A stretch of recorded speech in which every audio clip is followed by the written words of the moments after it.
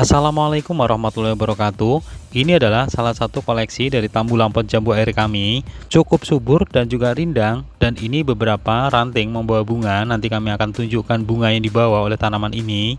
Kami mencatat ini adalah pembungaan yang kedua, di mana saat pembungaan yang pertama kami lakukan treatment pemberian Paclobutrazol dosis sangat rendah, yaitu 0,5 per liter air.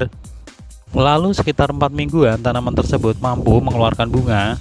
Bunga yang muncul, tumbuh dan berkembang serta cukup merata hampir terjadi di sebagian ranting pada tanaman ini. Untuk kategori bunga pada pembuahan pertama, kami anggap meskipun ini tidak selebat dari buah dewasa, treatment pembuahan ini menurut kami cukup efektif untuk mengarahkan dari fase pertumbuhan ke fase pembungaan.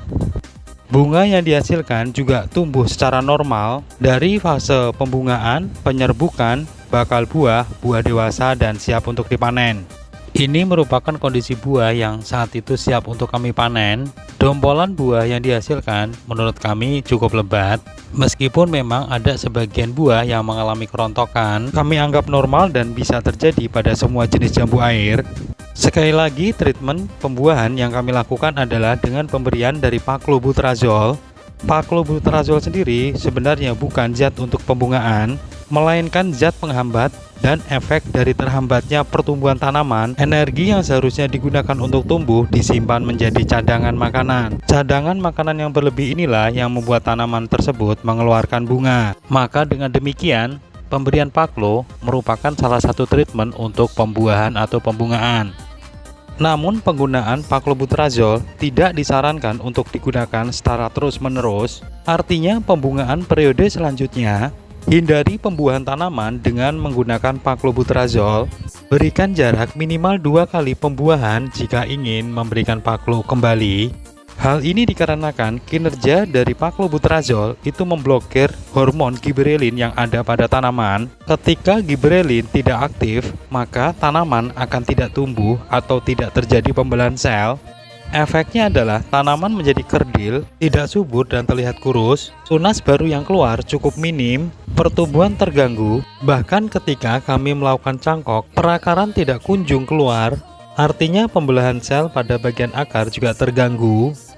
Lalu bagaimana tata cara mempersiapkan pembuahan kembali setelah tanaman tersebut dibuahkan dengan menggunakan Paclobutrazol? Yang pertama dilakukan adalah pemberian dari pupuk organik untuk menyehatkan kembali tanaman tersebut. Tujuan pemberian pupuk organik adalah untuk memenuhi kebutuhan makro dan juga kebutuhan mikro. Bisa menggunakan pupuk kandang yang sudah matang atau dari kompos dedaunan yang sudah lapuk. Akan lebih baik jika dibantu dengan pupuk dari organik cair. Aplikasinya bisa siram maupun semprot. Interval pemberian dari POC idealnya 7 sampai dengan 10 hari sekali.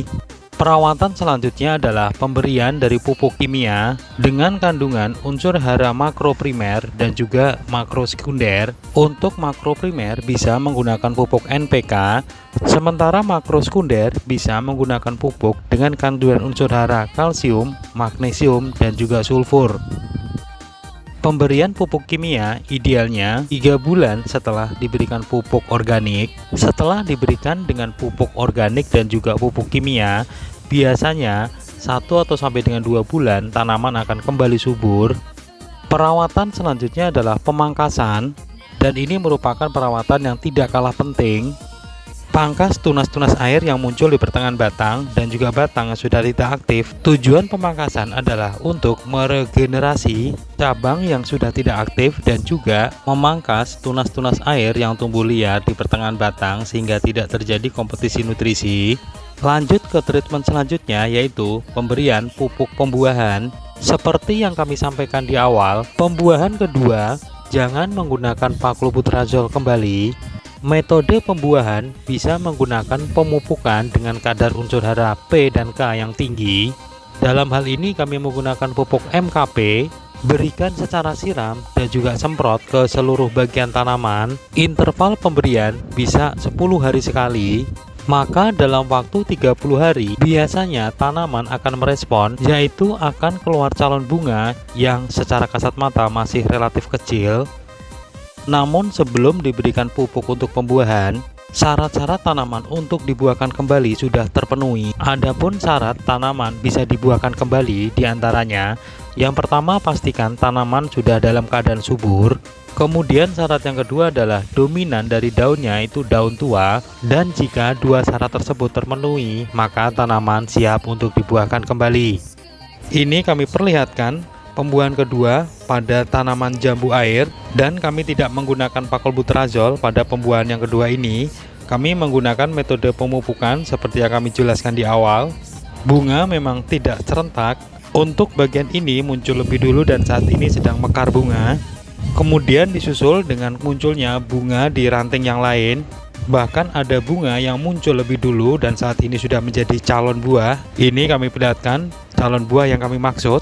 Saat tanaman sudah keluar bunga dan calon buah, pemupukan masih tetap dilanjutkan, namun kami sarankan aplikasinya dengan cara disiramkan saja. Tujuannya adalah supaya ranting lain juga ikut merespon untuk keluar bunga. Ini kami perlihatkan beberapa bunga susulan yang keluar di cabang atau ranting yang lainnya. Sementara ini bunga yang sudah keluar lebih dulu dan saat ini sudah menjadi calon buah. Asalkan kondisi tanaman sudah subur, maka bunga di ranting lain akan ikut menyusul. Bahkan ini kami perlihatkan bunga yang terlihat tampak masih kecil yang berada di atas keratan cangkok, karena kebetulan ranting sebelah sini kami lakukan cangkok. Kemudian di ujung ranting juga terlihat bakal bunga yang keluar meskipun masih kecil, karena memang ini adalah bunga susulan pada tanaman ini. Dan ini kami perlihatkan batang yang kami lakukan cangkok. Tujuan kami melakukan pencangkokan adalah untuk pemangkasan sekaligus untuk menghasilkan bibit baru. Karena memang tanaman ini fokus untuk kami suburkan terlebih dahulu sehingga muncul beberapa tunas air. Sayang dibuang, hasil pangkasannya kami jadikan bibit baru dengan cara dicangkok. Entah kebetulan atau tidak, ini ada sambungan dari jenis jambu lain dan ini juga terlihat tampak keluar bunga. Sambungan menggunakan teknik sambung susu, ini kami perlihatkan sambungannya. Kemudian di atas bagian sambungan itu ada 3 dompol keluar bunga yang saat ini sudah menjadi calon buah. Ini artinya nanti akan ada 2 buah yang berbeda pada tanaman ini. Sebagai tambahan catatan, paklobutrazol jangan diberikan secara terus-menerus untuk membuahkan tanaman. Paklo hanya diberikan untuk tanaman yang sulit berbuah yang biasanya terjadi pada buah pertama. Namun jika tanaman sudah pernah berbuah, sebaiknya treatment yang dilakukan adalah dengan pemupukan pembuahan dengan urutan tata caranya seperti yang sudah kami sampaikan. Bijaklah dalam usaha untuk melakukan pembuahan suatu tanaman, dan penggunaan paklo untuk pembuahan jadikan menjadi alternatif terakhir. Tata cara pembuahan cara lain nanti akan kami tampilkan dalam sesi akhir video ini. Semoga video ini bermanfaat. Dari kami, wassalamualaikum warahmatullahi wabarakatuh.